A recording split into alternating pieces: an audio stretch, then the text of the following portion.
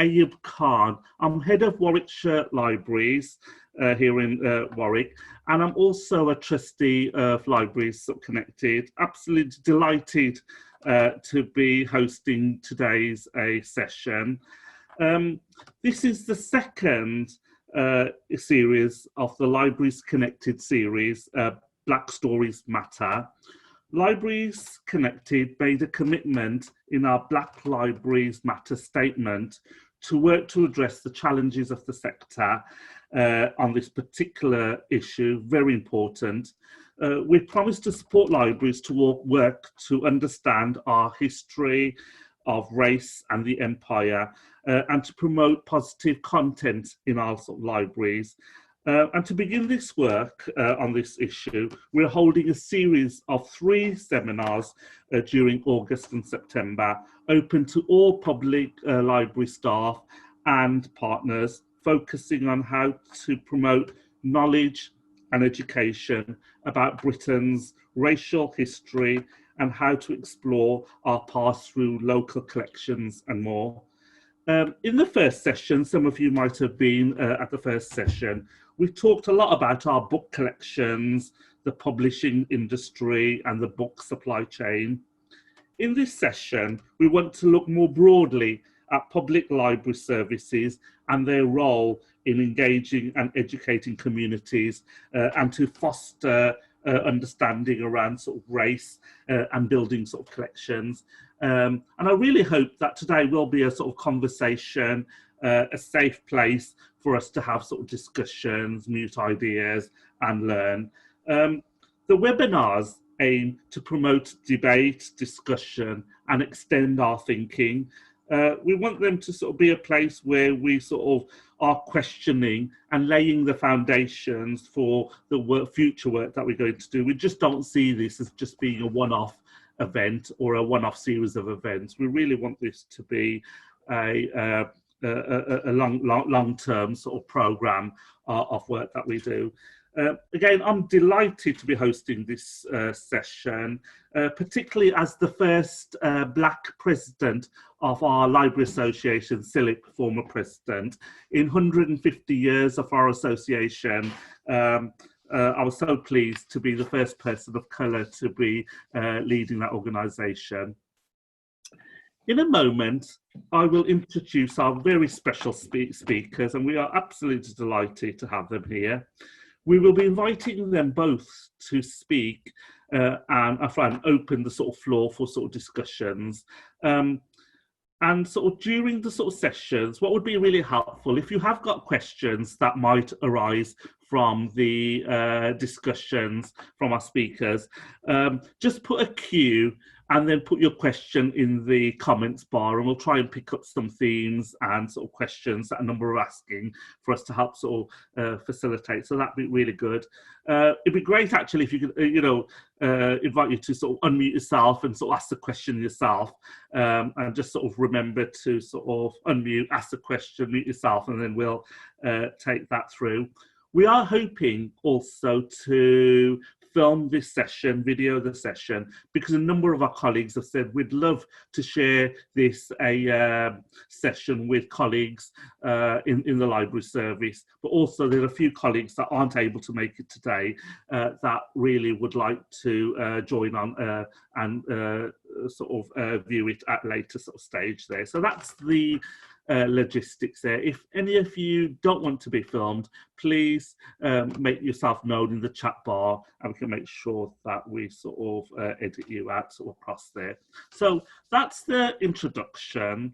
Now, in this session, we will hear from our US librarian, Jessica Bratt, and actor and writer, Obioma Ugoala,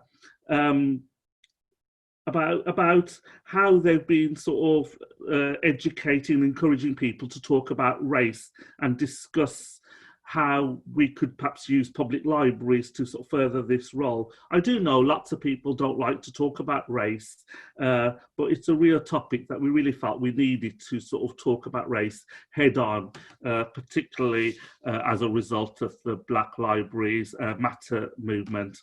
So delighted to introduce Jessica Bratt, who always brings a high level of passion and enthusiasm to her role as Youth Services Manager at the Grand Rapids Public Library in the USA. So really pleased. My background started in children's services, so really pleased to see Jessica here.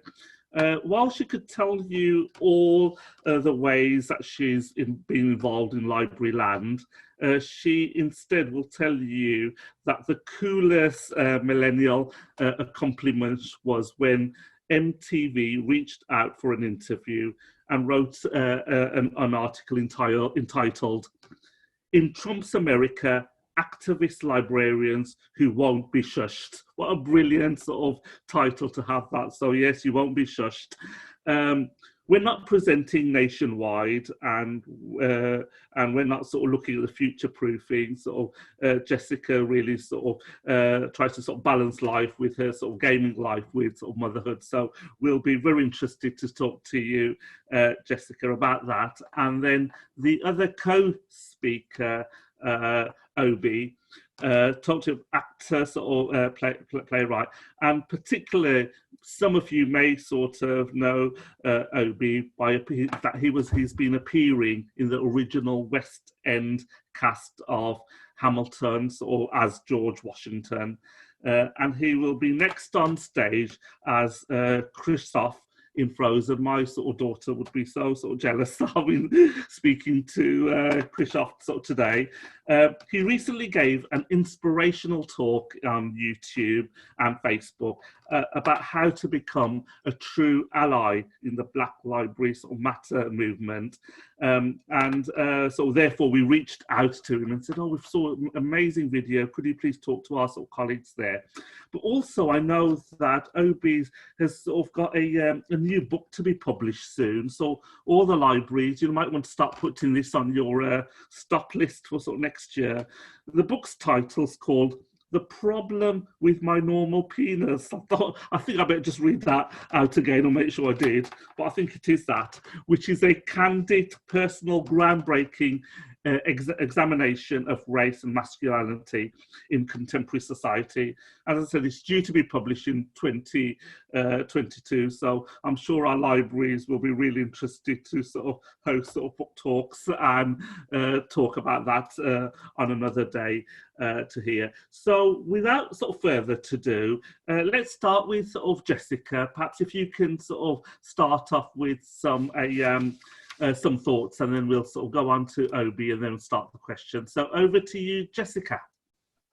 Sure. Thanks so much for having me and sharing this space with me. I really appreciate it. It's very energizing to talk a little bit about the journey that I've been on, and hopefully, even though it may be some discomforting talk, some hope in that going forward we can make some changes, because I know progress is slow at times. So I'm going to take you briefly through the journey, because I didn't get here by myself. I stood on the shoulders of a lot of great Black librarians who reached back and made sure that I was able to get to a place where I can stand in this space with you. So as a little girl, I grew up under one of the only Black librarians during her field. She had been working since the 30s, and she had been trained under the very first librarian in Chicago. That's where I grew up. And she took an interest in me when I was a little kid. And always encourage me to read books and take books and talk to me about the profession, and always encourage me to pursue library school. And I didn't even know that there was such thing as library school. And I was at the time in classical piano, and I really wanted to do music education. And it was right around the time they started cutting arts programs, and I realized I would be really nervous playing in front of people, but I could talk about books for forever. So I decided that I should probably make this switch into, after I finished with music, to go straight into library school and figure out what I wanted to do. And I always liked working with the public. And I specifically liked working with kids. So I was like, youth services, that's where it's at. And then the recession happened and there were no jobs. And I was like really scared that I have to move back with my parents. And luckily, Grand Rapids was hiring. And that was the first time that I started off in a new space, a new community. And I had to figure out where I sort of fit in and what the community needed from me. And my first realization that the space that I grew up with was a lot of making sure that there was no anti-Blackness, or I didn't feel ashamed of my Blackness, was recognizing all of the great achievements, whether they were in museums or in days that were celebrated, that you could see sort of sprinkled through all across Chicago. And when I got to Grand Rapids, there was this culture shift where I realized people had not worked with Black professionals before. People weren't comfortable having talks, even what I would call simple talks around race, or that there may be two different narratives in America. And it really motivated me to start thinking and figuring out ways that representation matters, and that battling erasure, making sure that people could see how great that not a single story, but all these connected stories helped make Grand Rapids what it is, or what it could be. In that work, it really escalated in the summer of around 2016 with, there's been Black Death playing out for about 10 years. And at the height of this summer before the election, it was Alton Sterling and Philando Castile, and our community was in shreds. And at that time, I was the branch manager that had a community conversation around police brutality. And they had approached me, the library had asked if I would host this town hall. And what I noticed is that the community was really angry, and they had a lot of questions. And I noticed a lot of families didn't know what to tell their kids. And then a lot of Black and brown families wanted to prepare their kids for the startling realities of the world. And at that time, I had 3 friends doing some national work that approached me to co-found Libraries for Black Lives, to try to encourage nationally the conversation that Black Lives Matter, and that there needed to be steps taken to correct white supremacy and anti-Blackness that seeps all through our organizations. With that happening, I realized that my passion lied in talking to families and encouraging families how we can have these conversations. Because at the root of this, we're battling fear, right? So anti-Blackness, not an American issue, it's a world issue. And people are afraid of others. And we look to the kids, we sing the song about the kids being our future and teach them well. And we just expect that they will magically grow up to be unbiased, loving individuals and make the world better, without providing them the tools to help process the world around them, to help disrupt their biases. And we're expecting, a lot of times there's this like cycle where parents think the school will take care of it, and the school is looking at the home, and there's all the blame shifting going on around why aren't kids these magical, beautiful individuals that are passionate and kind, when we as the adults, we don't model that for them. We don't provide ways and tools that they can be self-aware and disrupt those biases. So I started asking a lot of white people where they came into this work, whether they avoided it, they just don't talk about race, what their past was, how conversations happened in school.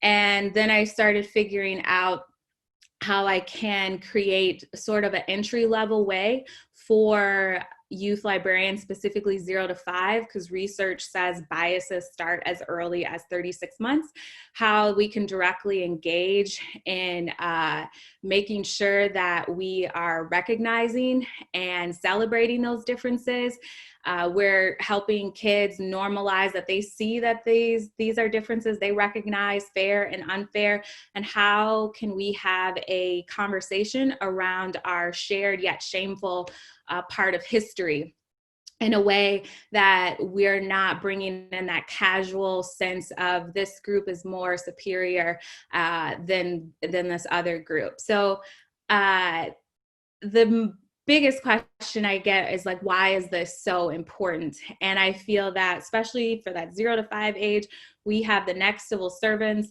the next politicians. We have kids that are going to grow up to perpetrate generations of trauma and embrace ignorance and fear, when we have this amazing opportunities as library professionals to engage in a space of power to create a framework of liberation. If we do the self-work and the group work needed as a collective to help get us on the right track to not only have the conversations, but realize how we allocate resources, realize that representation matters, and start changing our existing structures of sort of how the library, while it might be rooted in the good feelings of, we're here to serve our community, a lot of times it's easier, and it's easier in a more anti-Black sense to just have single stories or not do the work to gain representation at all levels of your organization. To say that you buy books by Black and BIPOC authors, but not really make that connection of how are you getting those books out and resources out to the community. And most importantly, repairing relationships. A lot of times we as a group are like, we have a whole huge audience missing, or we aren't really reaching this segment of the community, not realizing that we haven't ever stood in solidarity with them, or we haven't done the work where it's not a transactional relationship, it's a relational. We've built and not on a defensive of like, oh, this is our reason why we don't have these things, but actually empathizing and listening and trying to meet their needs with the capacity and the resources that we do have. So taking all of those elements will help us to actually say that we could exist as a multicultural organization. I have this idealistic dream about public libraries, that we would have representation for all levels. It wouldn't take so many years before we have the first Black or the first brown. We wouldn't have to, as the American politician Shirley Chisholm say, bring a folding table, bring your folding chair to the table, that we would automatically think about including communities and co-creating with communities at the very beginning. And I'm really encouraged by the work that I see happening. I know the Black Youth Project, they did a great article around what Black Brits wanted African Americans to know about race in the UK and the work that they're doing there around representation. And so I would love to encourage libraries, as Jacqueline Woodson once talked about windows and mirrors, that the bare minimum starts with making sure that people can see themselves when they come inside your library, and the fact that if people want to look out and build the empathy, build their social emotional intelligence, they can look out at windows and embrace and see what the other side of different cultures are doing, and not just rooted in trauma. I feel a lot of times we take experiences, and identity can come in many different forms, especially when we talk about intersectional identities. And we want to make sure that while there's a balance in us all having trauma to make us who we are, that we're always, as I always say, Black boy joy and Black girl joy. We're also making sure that we have stories that just celebrate the uniqueness of our cultural identities. And then if that is sort of met at your library, the next thing I would encourage is a shared framework.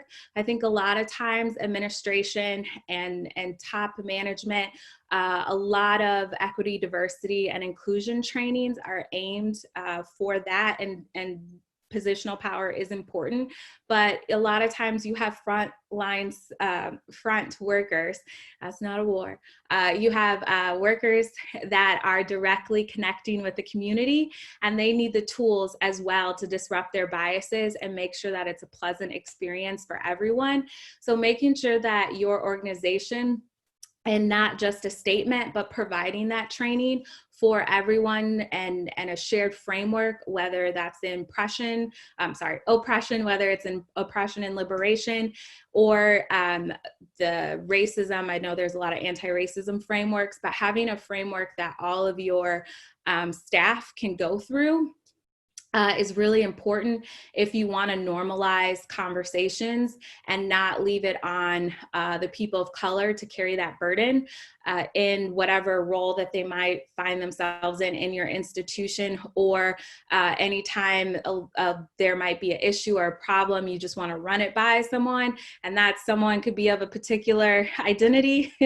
So having sort of this shared framework really brings everyone who might have all different viewpoints, they might not buy in, but at least gives them a starting place all together and going forward in this work. And then if you feel like, yep, my staff has all been through training, the next thing I would encourage is, in the words of Alicia Garza, turn from an ally to a co-conspirator. And so I think allyship is really important, right? We want to make sure that as allies, we are standing in solidarity, but it's also really important to take risks. And a lot of times we are afraid of the clapback, as I call it, in taking risks. And sometimes risks can be good or bad. If you look in history, so Bree Newsom, who climbed in South Carolina in the States to take down the Confederate flag, when she was on TV, they were going to tase the pole, and her white ally took the risk where he knew that they weren't going to tase a white guy on TV, so he clutched onto the pole until she could get the flag and come down. So he took that risk. Whereas Peter Norman from the Olympics, he gave the 2 track athletes, you have that like Black Power salute. He gave them the glove to do that, and then was ostracized and wasn't allowed back in, and got an apology after his death. So he took a risk, and in some ways it didn't pay off in this like grandiose sense, yet he made a statement that was powerful in the fact that he was willing to risk it all. So these 2 Olympians could stand in solidarity with the issues that were going on in the 60s. So I just want to encourage that next level is there's ways to mitigate risk.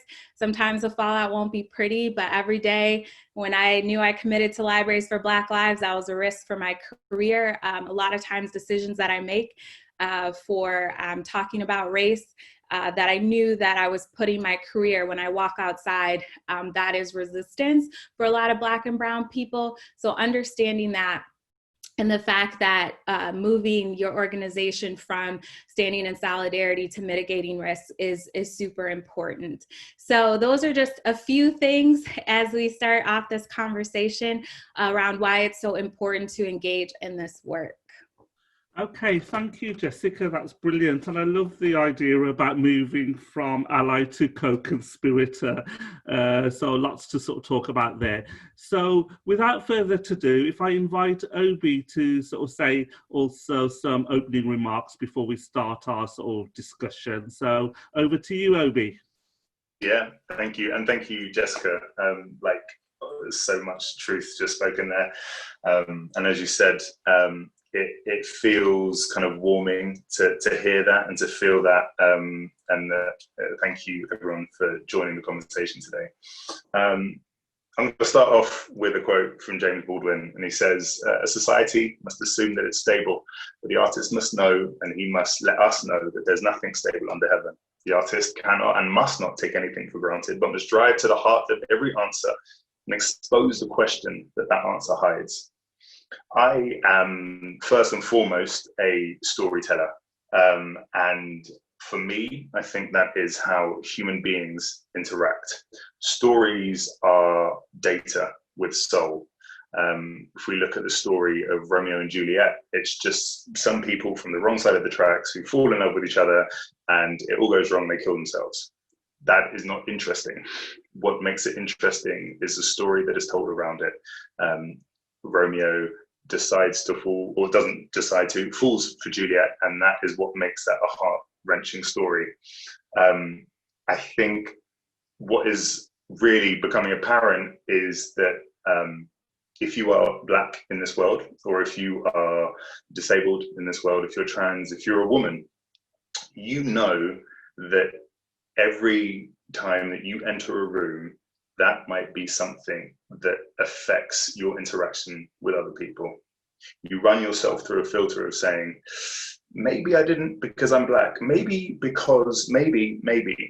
And I think what has been really interesting and quite optimism inducing is that people seem to be awakening to the fact that if you exist in a society, everything that you do, every part, every interaction you have is societal. Everything is political. All of our interactions are political. So the job that you have, the person who you vote for, is political. You may decide who you vote for and say, actually, this interest is more important than that interest when you decide to vote, or when you decide to choose the literature for your child's curriculum, but it is political. We believe, I think this is a kind of universal truth, that babies are born innocent. We believe that they should be entitled to the world. And yet, very quickly, sometimes even before they're born, lots of pressures are put on children, be they born Black, be they born disabled, or be they born a girl. We very quickly say, oh, they're going to be a heartbreaker, or oh, are they going out dressed like that, or oh gosh, what are we going to do about that hair? And these are stories that do not exist in a vacuum. These are stories that have been passed down through history. The story of the transatlantic slave trade is one that we aren't taught in British schools, but very much has shaped the British and the global environment. What I think is really traumatic about some of this stuff and some of these prejudices is that we like to get defensive about it, and we think, oh no, this isn't, I'm not to blame, you know, it's society. So there has been a disconnect from saying that a baby is born, they're born innocent, and by the time that they're 3 or 4, you know, if we look at, you know, primary school kids, and if you are Black or if you're mixed race, you are more than 2.5 times more likely to be excluded than your white counterparts. That is troubling, because at the age of 11, what is it that, or by the age of 7, because these rates go all the way through primary school, what is it that has made these teachers think that actually that Black student or that mixed race student is somebody who is more of a troublemaker than their white counterparts? And the issue is the stories that we have been told. We look at the Black Lives Matter protests, and despite what President Trump would have you believe, 93% of the protests that happened were non-violent. That means there was no property damage, there was no altercations with police, there were no arrests. They were relatively peaceful. Yet to hear him talk about it, you would think that the whole country was burning and on fire, and that these cities were being destroyed. The stories that we're telling and the stories that we have been told, and anti-Black stories have been told both in Britain and in America, to make sure that we don't see Black people as human beings. So when we say Black Lives Matter, it is through all of society, because everything is societal and everything is political. Children learn what is safe and what is unsafe. They learn what a safe space is. They learn when they will be pushed back or when they'll be encouraged. For me, my first interaction with a librarian was one who noticed that actually I quite enjoyed books, and when it came to the junior section, I was tearing through it. And this was just at my school library, but I'd finished the kind of junior fiction section far faster than the rest of my year. And she said, you should move on to senior fiction. And in that moment, I found a co-conspirator. I found this person who said, oh no, actually, you can do this. And she encouraged me. And from that moment, I fell in love with stories, and I said, this is it. This is my window into the world. And far too often, I feel like if you tell a child, maybe not, or if you tell a child, actually, maybe, then they'll hesitate. And so with those stories that we're telling our children, do we want them to hesitate, or do we want them to feel entitled to the world that we are giving them?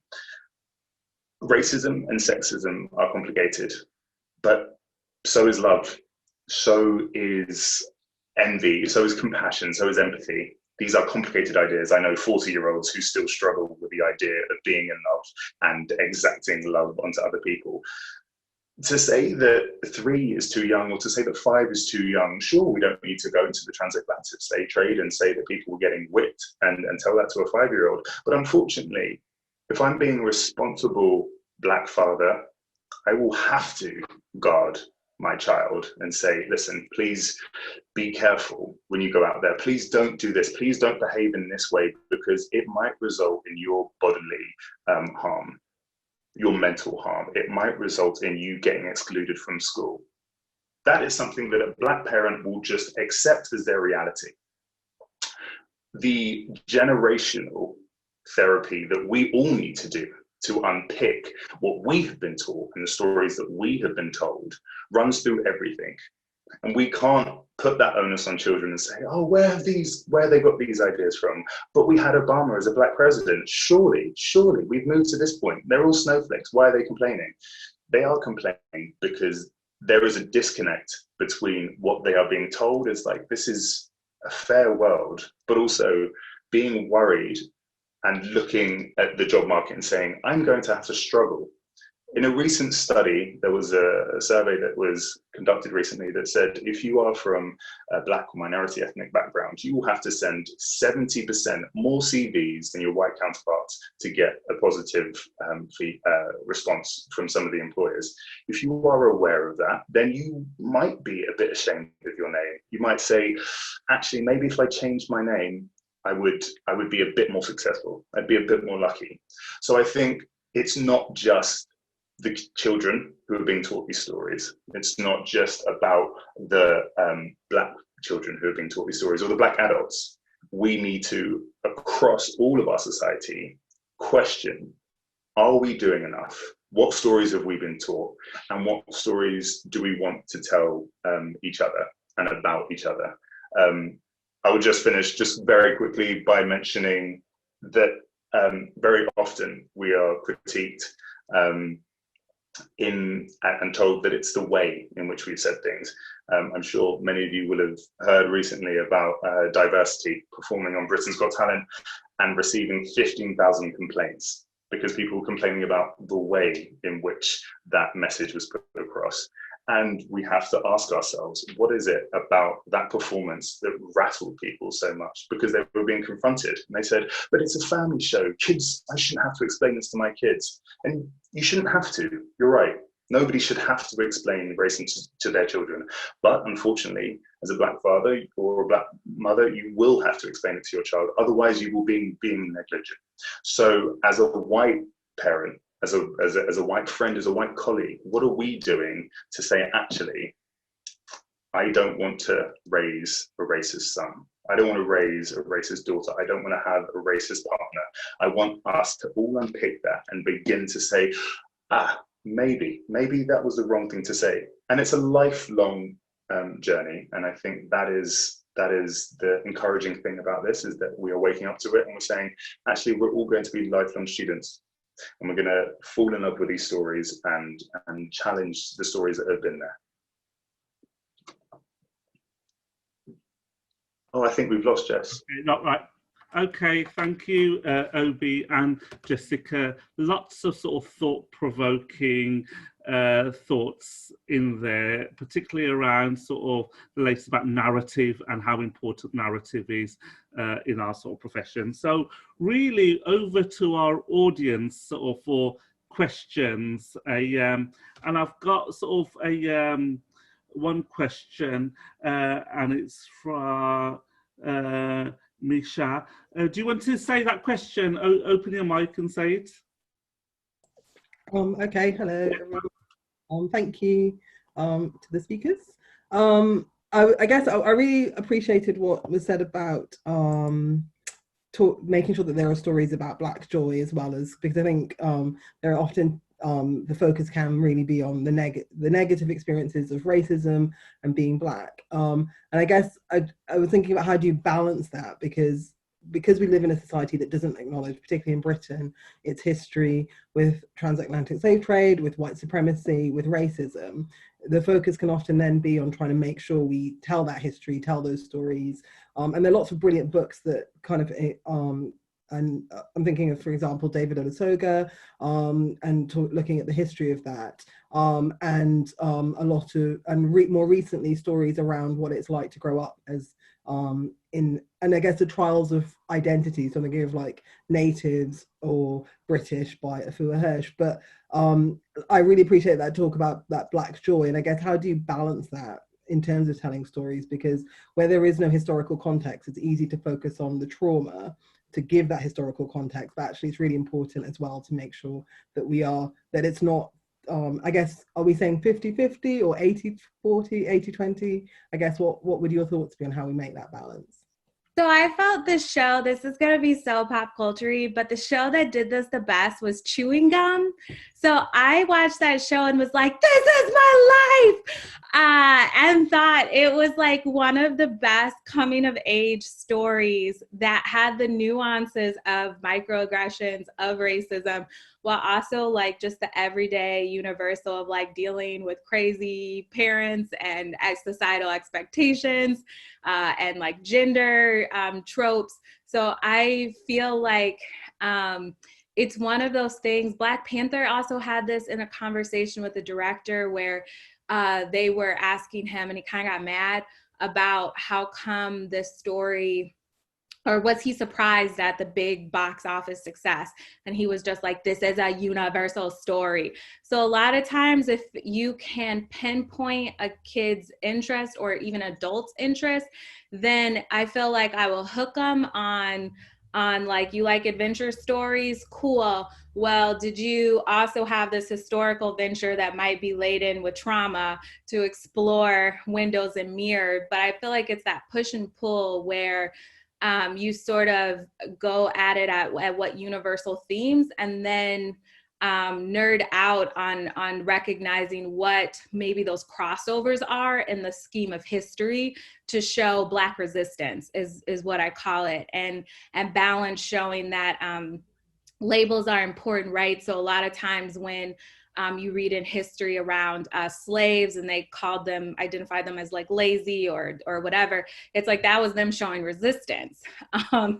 And so it's figuring out how to provide stories of resistance and so they can identify with that, in addition to making sure that they know that it's just okay being a kid. I don't know if that helps with the 80-20 percentage, but I sort of feel like there's just the universal coming of age mixed in with making sure that they, for like both white and Black kids, that they see resistance and they see that like we weren't just subject, the Black diaspora, we just didn't be like, do this to us, cool, we're cool with it. So I hope that helps. Yeah, no, definitely. I think the idea of resistance is a really powerful one and a really great story point as well. I don't know if you're asking for my opinion. I would just say I think there's a big difference. Well, not a big difference. There's a nuance in informed by, defined by. I think there are certain things where if you said, oh, Obi is half Nigerian, so my character came in and he spoke to his Nigerian father about how Nigerian it was to be Nigerian. Sure, that is a story. We can tell that story. But if I came in and he said, oh, actually, and Obi sat down, had his jollof rice and, put on his ashabi before he headed out to the party, you would just go, oh, that is something that it informs this character.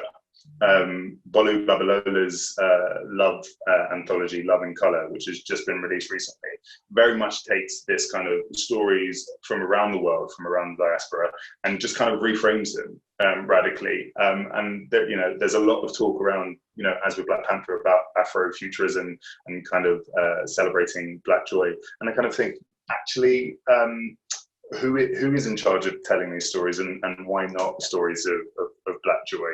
Things like Insecure, things like Chewing Gum, where it's kind of, this is something that, of course, this is how some Black people interact, or those are some of their cultural touchstones or nuances in the way that they speak, but that's not the defining thing. It's just informing their experience in that story. Right. But I'm not sure about ratios. Great, right. The questions are sort of coming in. I'm just sort of conscious there. So we've got a question from Sally White, who's talking about labels and how people perceive things. So Sally, do you want to ask your question? And it might be useful if we just ask it to one of the speakers so we can get more questions in. So Sally, are you there? Mic isn't working. Sally's mic isn't working yet. So what Sally's sort of saying is, it's fair to say that if a white group is on the street, it's a protest. And if it's a Black group on the street, it's a riot. It's sort of how labels and how perceptions are seen in terms of people of colour. Any sort of thoughts on that, Obi? Yes, I think language, as we all know, language is very important.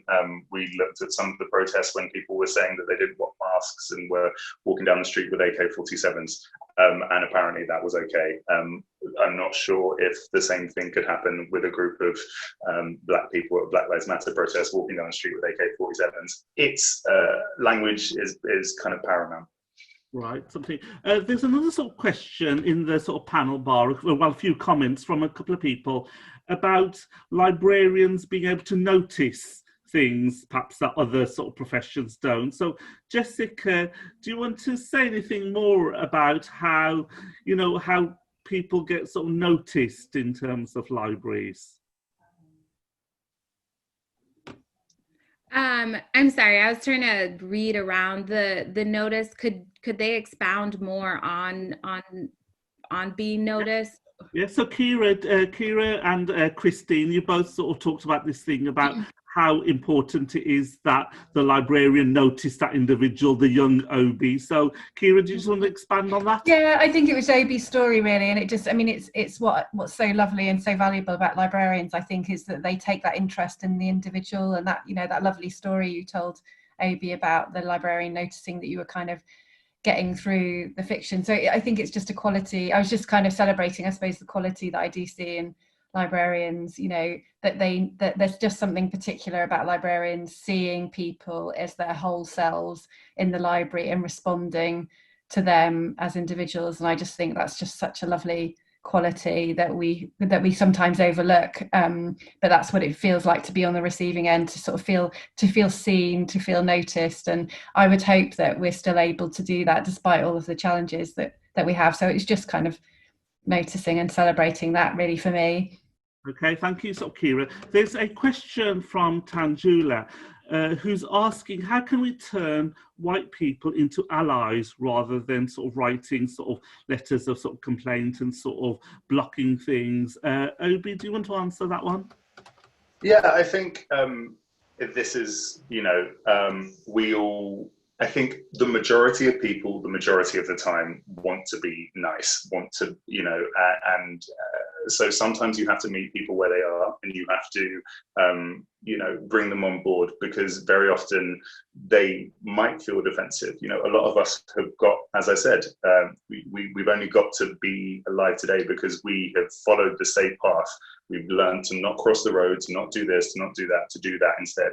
And so I think when you are 18, you're 18 years old as a white person, and someone says, oh, by the way, you know that actually you're a little bit racist, that comes with it a whole bunch of connotations. And I think that's okay. We are going to get stuff wrong. I won't know things when I'm 40, 50, 60.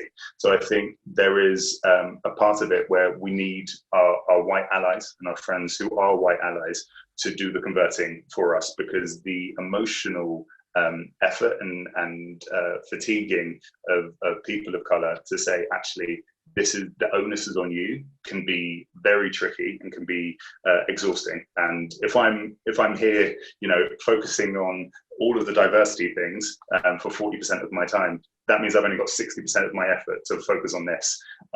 Whereas if I have a white friend who's out there saying, hey, fellow white friends, let's have a white friends, book reading club where we learn to be anti-racist, which might be a lot more helpful than me trying to kind of be on my race high horse. Brilliant. Jessica, a question for you. How can we get frontline staff, more confident to talk about this issue within their libraries, within the workforce, but also with sort of communities?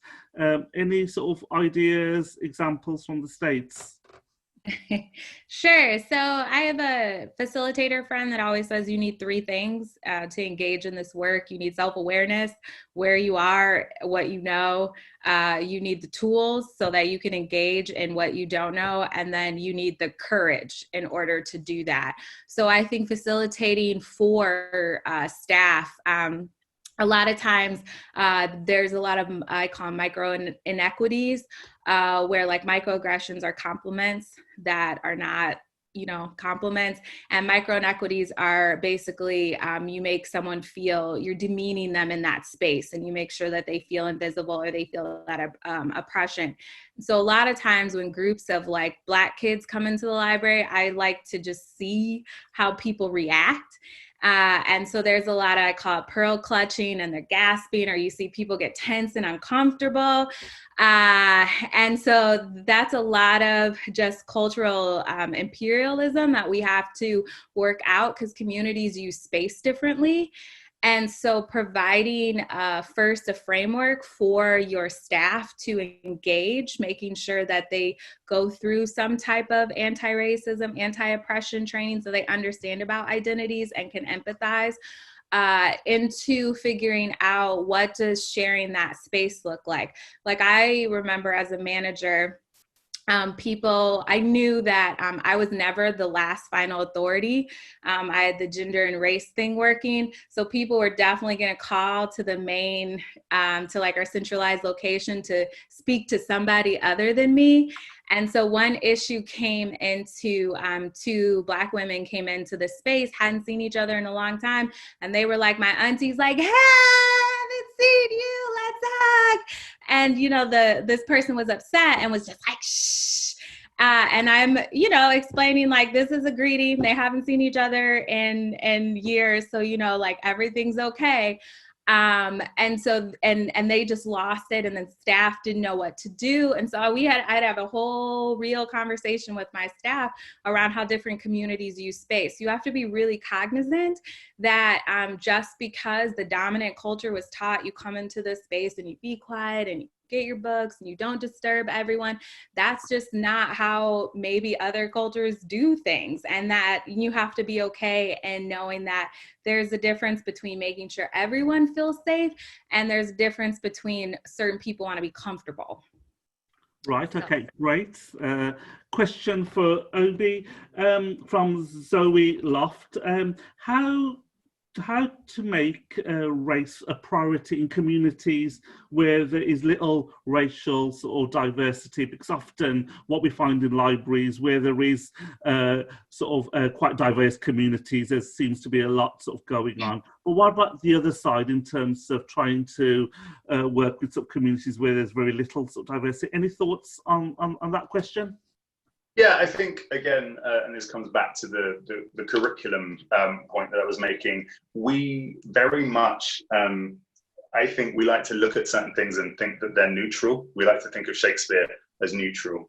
we like to think, and actually he's not. You know, the two books that the pilgrims left for the United States were the King James Bible and the complete works of Shakespeare. So he's very much linked to a racist colonial history, as well as the fact that actually all of the black men in Shakespeare are lascivious. They're not, you know, there's a sexual violent ending for two of them, and the Prince of Morocco is a separate matter. But with that in being the case, we need to assess what our canon is. Who are our great writers? Because if we're talking about windows and mirrors, if I'm putting the books out there at forefront saying, oh, you should read some Baldwin, you know, you should read some Maya Angelou, these are the people who you could be engaging with. That is a responsibility we have. Which narratives are we giving kind of precedence? Brilliant. Paul Walker, you've put a couple of sort of questions in. Do you want to answer that? Ask the question yourself? Do you want to unmute yourself and ask a question of Jessica or Obi? Yeah. I think it was just the one question. Just picking up on that phrase, co-conspirators. Just wondering if you're up for suggesting any more ways in which library workers can be co-conspirators. Thanks. Yeah. So. There's a lot of feedback loops, as I call them. So a lot of times it's not necessarily about having results or deliverables. A lot of times it's first starting off just being in their space.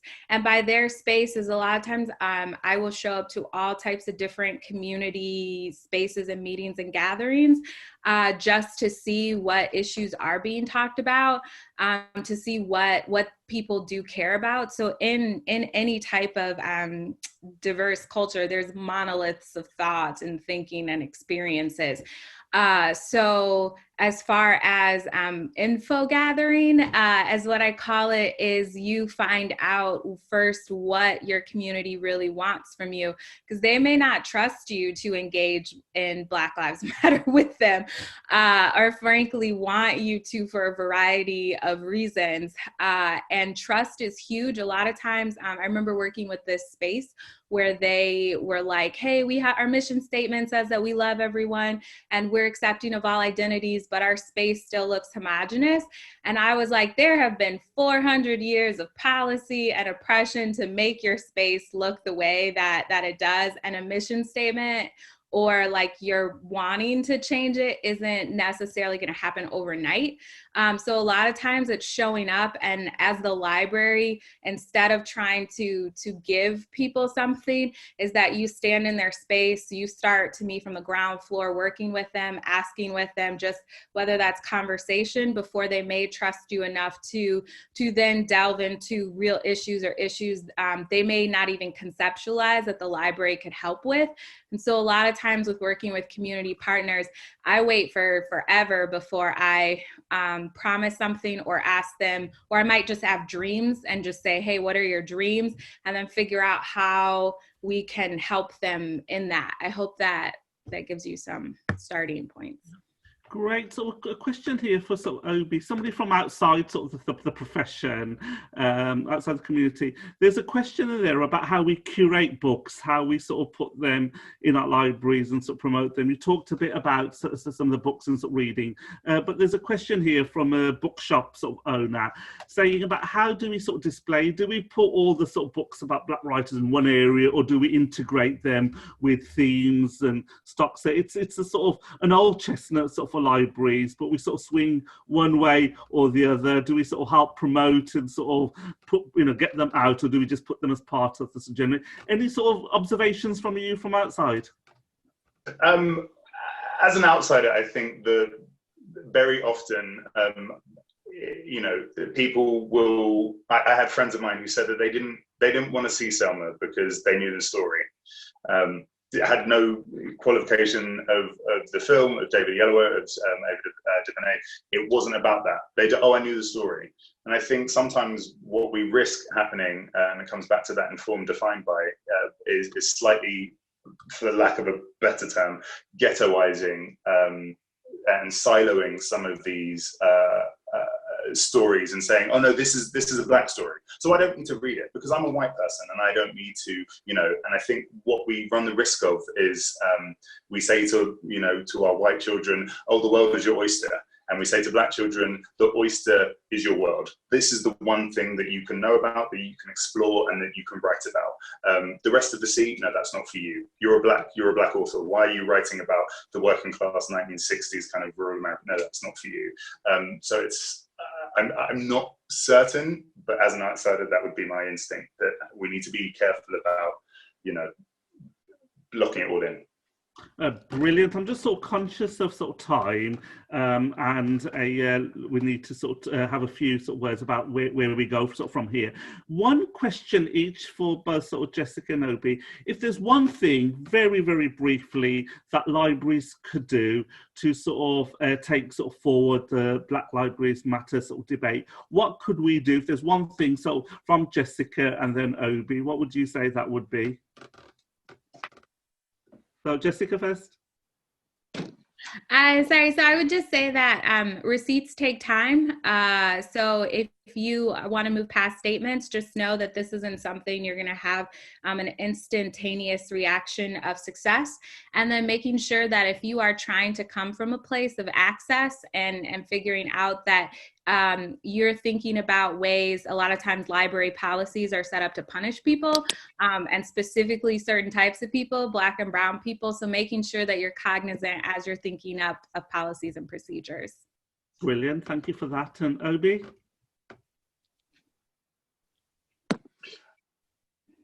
Oh, sorry. I think for me, the biggest thing is that libraries are wonderful community hubs, and that actually certain people don't feel that they are entitled to that space.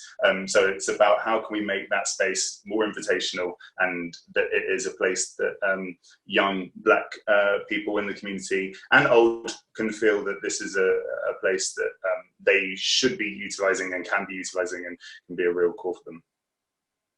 Oh, fantastic there. Yeah, fantastic there. Can I just read out a comment really from Carol Stubbs from, it's just I want to sort of demonstrate how your talks have demonstrated thinking across that. And so Carol writes sort of here, I have been thinking about the shop window theory is valid so that communities see themselves in the library. But recently, I have been thinking about the opposite, a leafy middle-class suburb. We should diversify the workforce to promote understanding belongs sort of communities, between communities. So that's really sort of important, the sort of two sort of threads sort of there across that. You've sparked a lot of interest, and what I've noticed is in the comments there's a lot of talk about sort of staff framework and trying to sort of make the discussion in terms of more open and give people sort of empowerment to sort of have these sort of discussions. So I think that's definitely something that Libraries Connected really needs to take forward in terms of, can we sort of develop a sort of a framework for staff to sort of go forward in. It's been a fantastic afternoon, so much thoughts. We could have been here for another 3 hours. We've only sort of scratched the surface of that. So can I first of all sort of thank our two speakers? They've been great that you've been given up your time to come and sort of talk to us there. And if it was, I can see a few people clapping. It's quite strange in a virtual sort of environment, but I can see lots of sort of people sort of here. So big sort of round of applause for yourself. And I can see lots of brown sort of hands sort of going there. So thank you sort of for that, much appreciated.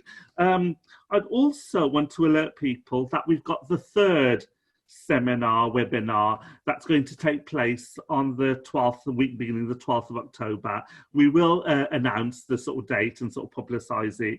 And the outcomes of the third seminar is to ensure that our public libraries understand the issues that can be raised by the historic sort of collections, possibly the buildings or the artifacts or the statues sort of across there. Recently, there's been a big debate about some busts at the British Library. I had no idea about who these people were and their belongings and their links to the slave trade. But often, what do you do about these historical sort of figures in our libraries and our collections and our sort of buildings? So that's going to be a very interesting sort of debate about understanding sort of the skills and sort of knowledge to deal with some of those issues in both a sort of considered and a sort of sensitive way. So that's going to be a very sort of interesting there. So please make sure you do find out the date of the next session. And also to say that we have recorded this session, and if colleagues that you want to share this presentation with weren't able to sort of get on, just contact sort of Library sort of Connected and we'll basically get that to you. And once we've had all 3 of the seminars, as sort of a Libraries Connected as an executive, we've got a commitment that we're going to be looking at all the feedback and making sure that action does happen. Some of the feedback says we've been talking about these issues for years. And take your point, Jess, these do take a long time, but we really now need to see a bit of action and something to sort of change here. So thank you all so much for contributing. Without your contribution, the seminar wouldn't really sort of be as effective or worth it. But really your contributions have been great. And there's a lot of feedback in the side toolbox that we'll be also getting. So thank you so very much. We're slightly over, but much appreciated, and have a all good evening. Bye.